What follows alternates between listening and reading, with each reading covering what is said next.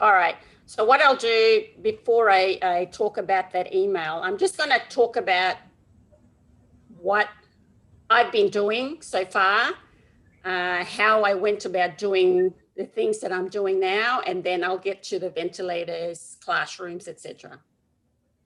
Okay, so as you all know that Papua New Guinea has one of the low awareness of improved health and hygiene practices, and most educational facilities are deteriorating. Few are graduating from high school and few are making it to uni to further their education. So for example, studies show that the Gulf Province is the worst performing province in the country.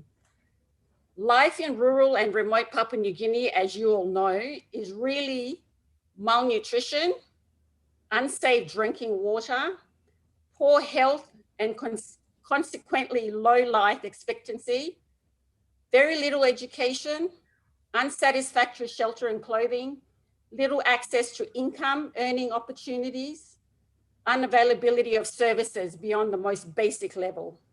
So the point I want to make is that life in these places doesn't have to be that way. So I'm currently a stay-home mom. My career background is in the financial industry. So I specialize in superannuation for corporate companies, investments, and I'm also in the dental medical industry. Now I've put that all on hold. So I put my career on hold to chase after what I passionately believe in. And that's every child deserves an education. So I'm a very active professional humanitarian volunteer. I live in Sunbury, which is about 10 minutes away from the Tullamarine Airport, 40 minutes from the city. I am a Rotarian with Geelong, which is 1 hour drive to Geelong. I'm also the fundraising and campaign coordinator for donations in kind for Rotary. I'm also a Rotary Interplus Australia committee member, a volunteer for PNG One-Tox group here in Victoria, and the founder and president of the Peter Nathan Loko Foundation.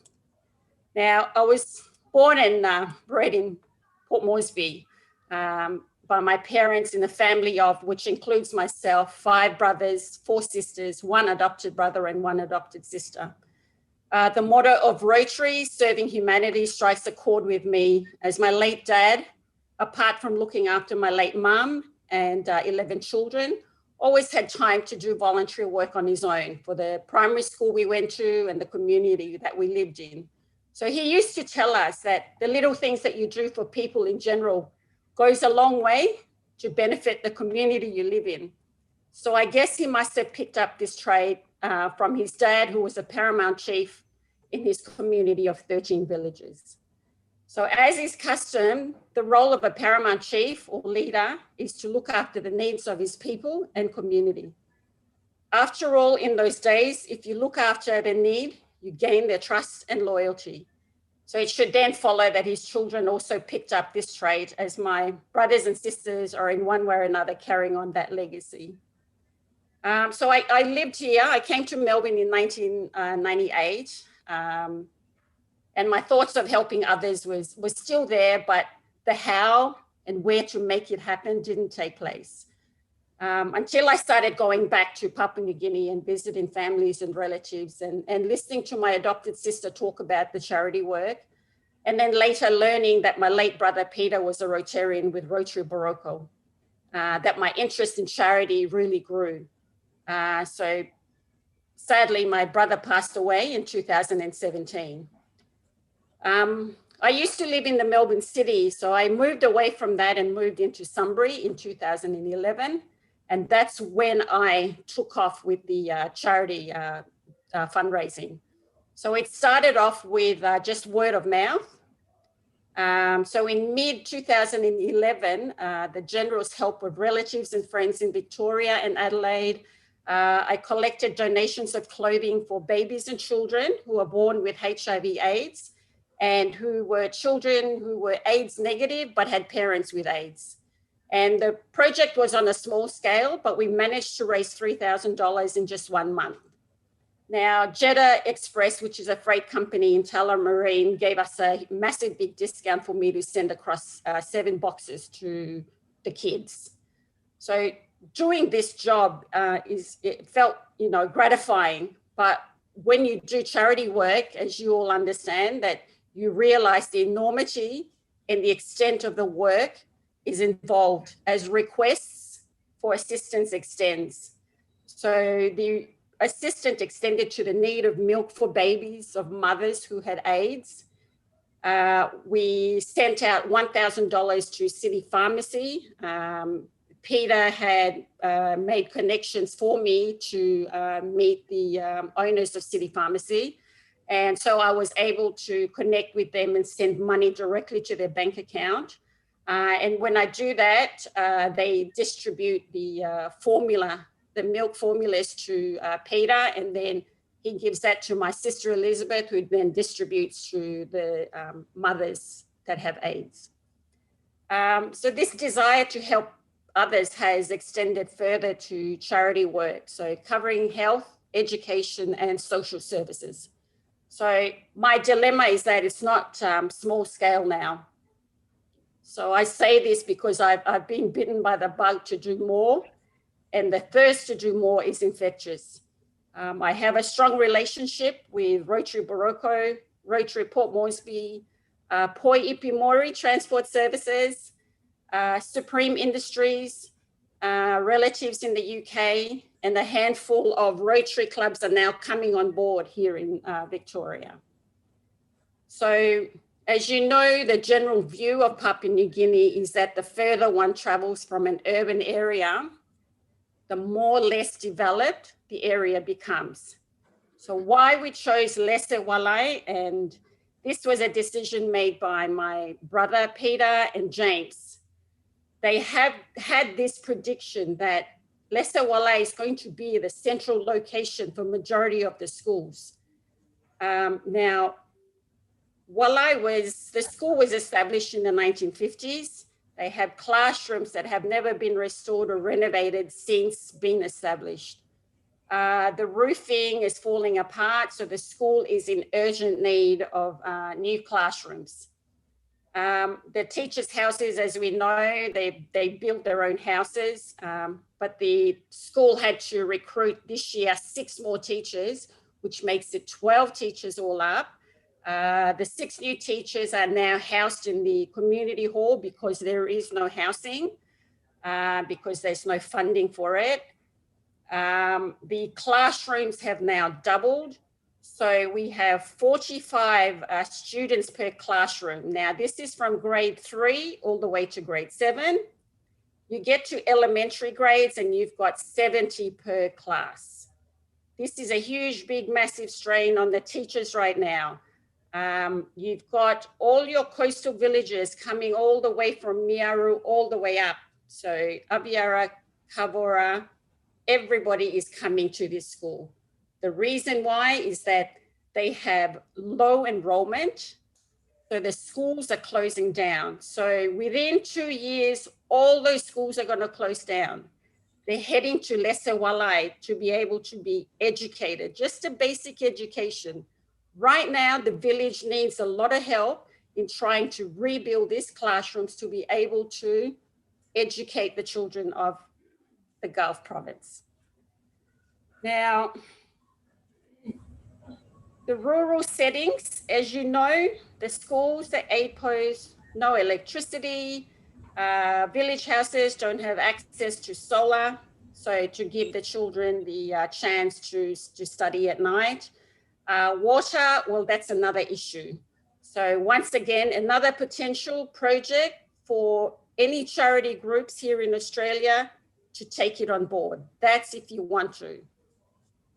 We know that the Gulf Province is where the biggest killer disease of malaria and tuberculosis. So this province is geographically a wetlands area infected with mosquitoes. Other lifestyle diseases are becoming predominant. So to combat these diseases, appropriate health services are a priority. So any accidents or injuries sustained cannot be performed if the right medical instruments or equipment is not available. So sadly, these services cannot be provided if the infrastructure that is on the ground is not adequately equipped. Lesser Walai Aid Post, services the school as well as neighboring villages. And they've been asking for assistance for quite some time now for the appropriate authorities at the provincial level to no avail. The aid post is deteriorating, and for it to be a standard, fully functioning center, it needs a safe and proper infrastructure to have the appropriate medical equipment, medical consumable supplies to achieve its objectives of providing health services, basic health services. To this end, I want to embark on a project that also seriously looks at addressing some of the issues affecting the mechanism for ensuring that the delivery of service is done effectively and efficiently. One such area where health services are not fully delivered is when medical equipment or consumable medical supplies is not available. So the key areas of my charity work is focused on social health and educational issues. These areas all intertwine and they complement each other. So having a healthy, educated, and stable community will allow individuals to grow and develop mentally, physically, and therefore a developed and prosperous community. I've been lucky so far to have local groups here and groups in Geelong, Torquay, Adelaide, the UK now, for their ongoing support of donations. So donations in cash or donations in kind. And in kind, clothes, school stationaries, etc. Without the help and generosity, I would have faced an uphill battle to achieve that. And I hope that with the efforts that we're putting in, we're wanting to help the PNG people have a better chance at life for the future. So to get down to earth, the foundation will do things one thing at a time. And it's therefore important for us to seek the assistance of those who are able to get things rolling. It's not going to be easy, but we are determined to achieve our objectives. Now, with the ventilators, the remote ventilators, we have got a major big sponsor. So after Christmas, I got the news that Bendigo Bank had donated $500,000.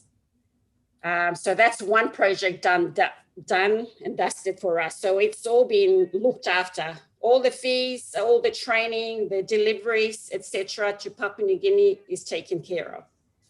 I have been every day in contact with majority of the regional hospitals, Alotau, Kerema, the Highlands, Lay. Daru has now come on board and waiting for Bougainville to come on board. So it's an ongoing project, and we're close to having the MOU signed by the National Health Department. But as you know, trying to get in contact with the people in Papua New Guinea takes forever. So it's taken us since November last year till now to actually get to the stage where they're thinking of signing the MOU. So the pressure that I have put on them is that you sign the MOU, we start the trial testing in Papua New Guinea in Port Moresby General Hospital, especially the children's ward and the emergency. So we do the testing there because they get a lot of patients that come in and out. So it's better for us to test, get the testing results back here in Victoria. Once it's successful, we are going to distribute regional and nationwide. We're also looking at South Pacific Islands, Southeast Asia, and Indonesia. So that's only one project. The second project that I'm working on, it's a Rotary Global project again, and it's school stationaries. So this is basic school stationery. So all your kids that go to school here in Australia, they get their school stationaries every year. So by the end of the year, what do they do with the remaining of the stationaries that they've been using for the year? Where do you keep them? Do you keep them at home or it just lies around? The next year, you get brand new stationery. So what happens to the ones that you were using last year?